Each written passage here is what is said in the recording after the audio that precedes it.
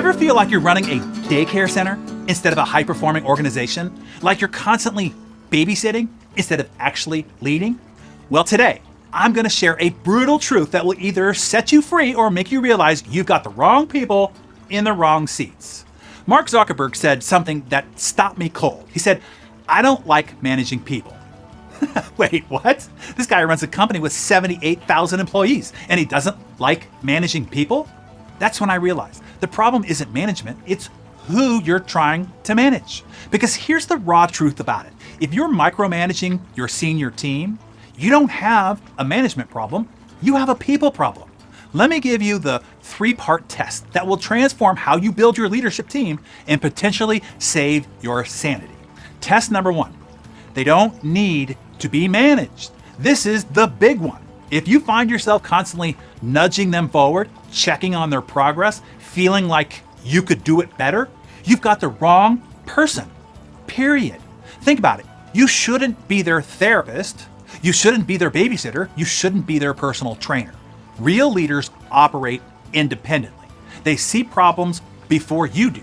They solve issues without you. They move the business forward while you sleep or more likely work on your vital contributions. Now here's an important distinction. Coaching is different from managing. Everyone might need a little coaching, but senior leaders shouldn't need managing. Bill Campbell coached entire teams at Google, not because they couldn't do their jobs, because greatness requires refinement. But if you're telling them what to do instead of helping them do it better, you've got the wrong person. Test number 2, they can't take you where you're going. This one's tricky because somebody might be crushing it today, but completely wrong for tomorrow.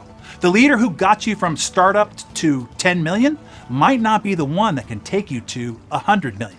That's not failure, that's just growth. Sometimes it's not the wrong person, it's the wrong seat. But here's the key question. Can they scale with you over the next 3 to 5 years? Can they evolve? Can they learn new skills, adapt to bigger challenges? Or are they maxed out at their current level? And test number 3 is, they wow you.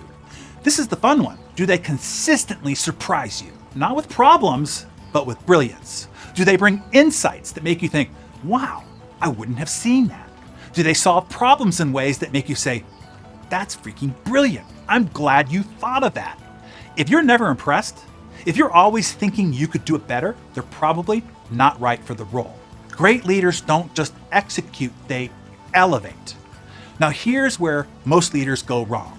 They think the solution is more meetings, more one-on-ones, more check-ins, but that's actually making it worse. Companies like NVIDIA, Airbnb, and Meta don't do structured one-on-ones at the senior level. Why? Because they create dependency instead of accountability. When leaders wait 2 weeks to share critical information because we'll discuss it in your one-on-one, you've created a bottleneck. Instead, try this, the council approach. Weekly strategy sessions, focused discussions where new ideas can take root. Daily huddles, 5 to 8 minutes max. Deliverables for the day, key metrics. Needs announcements, peer pressure in action. So here's your action plan.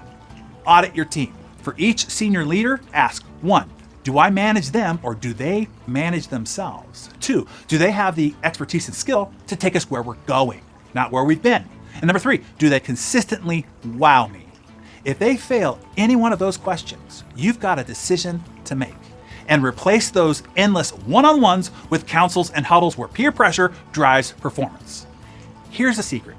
You don't have to be the CEO to be the leader. Steve Jobs was officially CEO, but functionally focused on product and marketing. Walt Disney was president and CEO, but his job was ideas, story vision, and world building. He didn't run the business mechanics. That was Roy Disney. Elon Musk admits that he's not a classic CEO. He fixates on design, tolerances, manufacturing breakthroughs, and physics problems. So find your seat, then fill the rest with people who pass the 3-part test. Because if you're constantly managing, you're not leading. If you're always fixing, you're not building. If you're perpetually frustrated, you've got the wrong people in the wrong seats. The 3-part test will set you free. 1, they don't need management. 2, they can take you where you're going. 3, they constantly wow you. Use it, trust it, and watch your leadership sanity finally return. So share your epiphanies below.